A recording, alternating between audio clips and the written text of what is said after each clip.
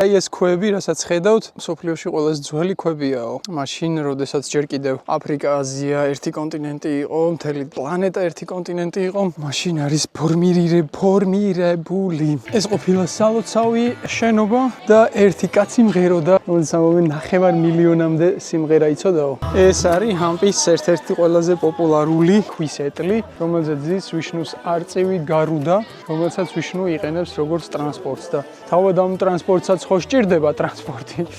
და აი ეს ქვის ტრანსპორტი იყოს გარუდას ეტლიო. აი ეს სვეტები რაც აქ არის. იყო ბაზარი, სადაც იყიდებოდა ცხენები თურმე. ერთ-ერთი ყველაზე დიდი ბაზარი იყო და მაგ პერიოდში, როდესაც აბრეშუმის გზა იყო, მიდიოდა ინდოეთთან ვაჭრობა აქტიურად და ჩანაწერებში ისიც კი ირკვევა, რომ ქუთაისის ბაზრობაზე ინდური სანელებლები და ხალიჩები იყიდებოდა ინდოელების მიერაც კი.